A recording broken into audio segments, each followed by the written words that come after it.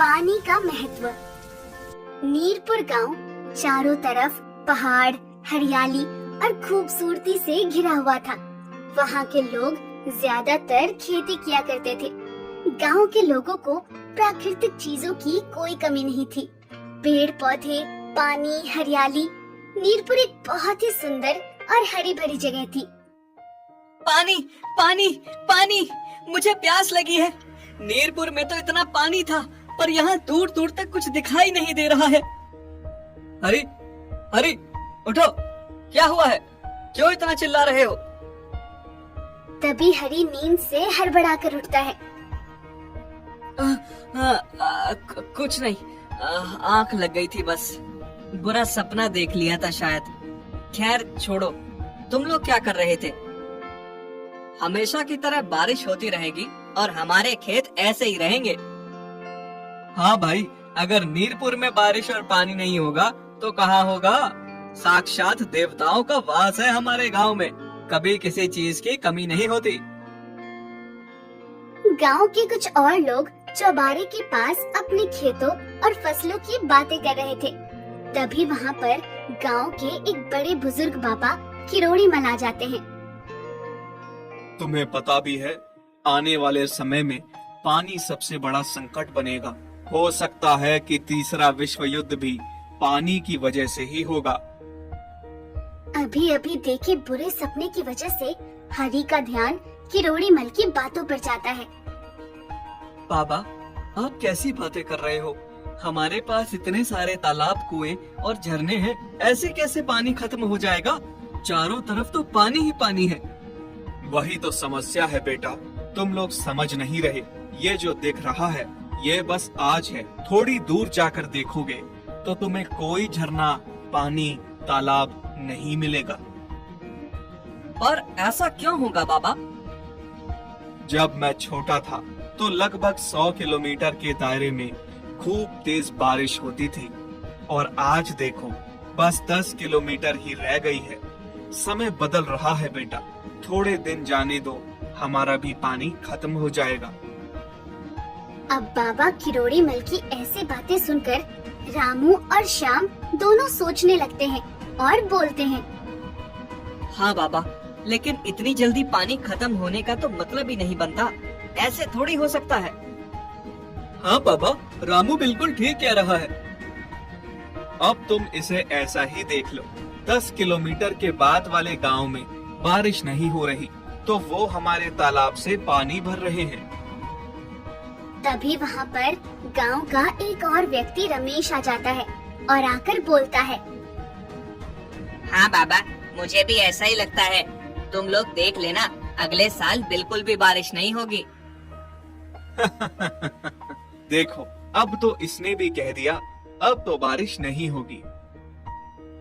सब लोगों को बाबा किरोड़ी मल की बातों का ज्यादा असर तो नहीं पड़ता, लेकिन रमेश के मुंह से ये बात निकलते ही सब परेशान हो जाते हैं, क्योंकि गांव में सभी का मानना था कि रमेश जो भी अपने मुंह से निकालता है वो सच हो जाता है, और बुरी चीज तो खास तौर पर।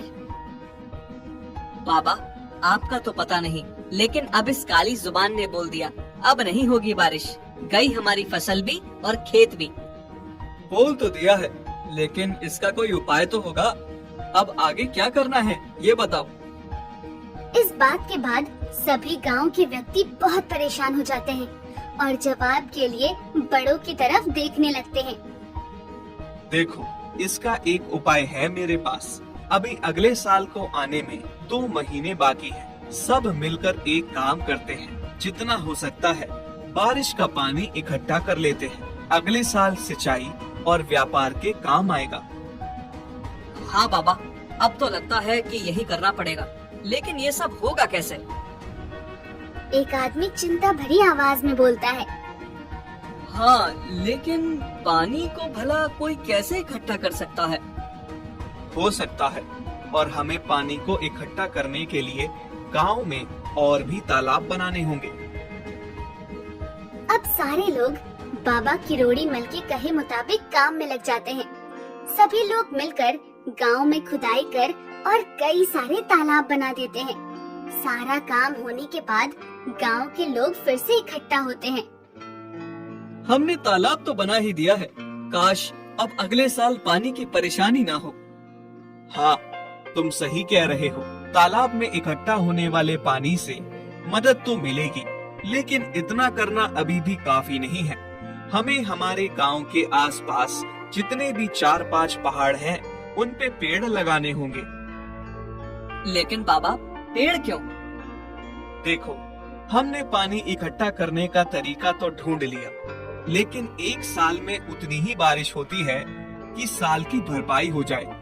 अगर हम ज्यादा से ज्यादा पेड़ लगाएंगे तो इस इलाके में और भी बारिश होगी, जिसमें ज्यादा पानी इकट्ठा होगा। सही है, तो हम एक काम करते हैं, हम 2 महीनों में पहाड़ों को पेड़ों से भर देते हैं। अब बाबा के कहे अनुसार गांव के सभी लोग पेड़ लगाना शुरू कर देते हैं।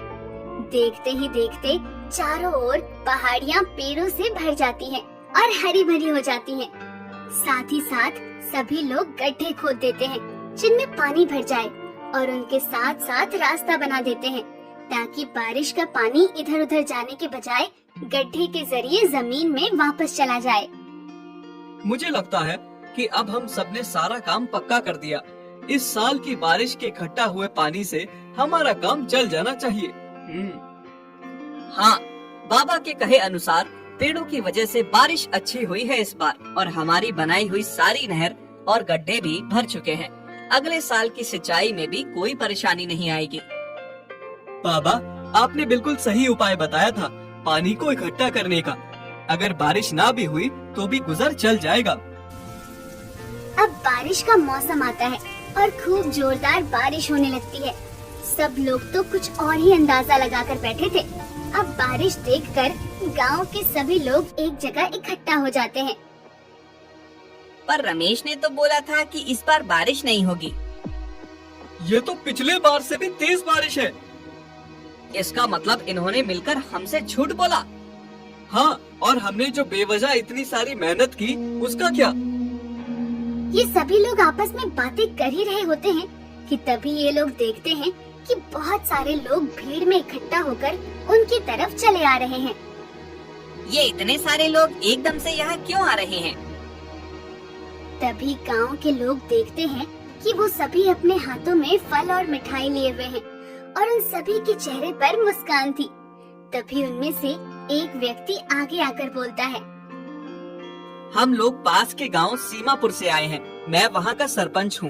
हम लोग आपका बहुत धन्यवाद करना चाहते हैं, खास तौर पर सरपंच जी, बाबा करोड़ीमल और रमेश का। आप लोगों की वजह से ही ये सब हो पाया है। ना जाने कितने सालों बाद हमने बारिश देखी है। इंद्रदेव तो मानो हमसे रूठ ही गए थे। फिर वो सभी लोग एक एक करके बड़े लोगों के पैर छूने लगते हैं और उनकी आंखों में आंसू थे। अरे आप लोग ये क्या कर रहे हैं? कम से कम पैर तो न छूइए। ये तो बहुत छोटी सी चीज है बाबा, जो आपने हमारे लिए किया है उसका एहसान तो हम कभी नहीं भूलेंगे। तभी बाबा किरोड़ीमल आगे आकर बोलते हैं, ये कोई एहसान वगैरह नहीं था। दरअसल हमें पता था हमारे यहाँ इस साल हर बार की तरह बारिश होगी। तो फिर आपने हमसे इतनी मेहनत क्यों करवाई? बेटा देखो, जिस हिसाब से हमारा गांव है, यहाँ हर बार बारिश होना लाजमी है, क्योंकि ये चारों तरफ से पहाड़ों और जंगलों से घिरा हुआ है।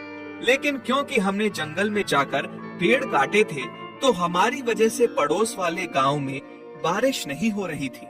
हाँ, अब जो पेड़ हमने लगाए हैं, उससे क्या होगा कि जो बादल हर साल बिना बारिश के यहाँ से चले जा रहे थे, पेड़ों की वजह से वो एक जगह इकट्ठा हो जाएंगे। और हमारे यहाँ तो बारिश हुई है, पड़ोस के गांव में जो बारिश हमारे पेड़ काटने की वजह से नहीं हो रही थी, वो भी इस साल हो गई। और जो पानी इकट्ठा किया था, वो लोगों के भी काम आएगा और हमारे भी।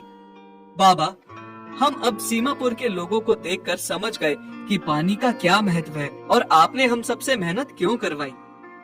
हाँ, पानी की कमी होना वाकई में एक समस्या बन सकती है। हमें खुद ही पानी बचाना चाहिए, बल्कि प्रकृति की और चीजों को भी नुकसान नहीं पहुंचना चाहिए। चलो, आखिरकार तुम लोगों को मेरी बात समझ आ गई।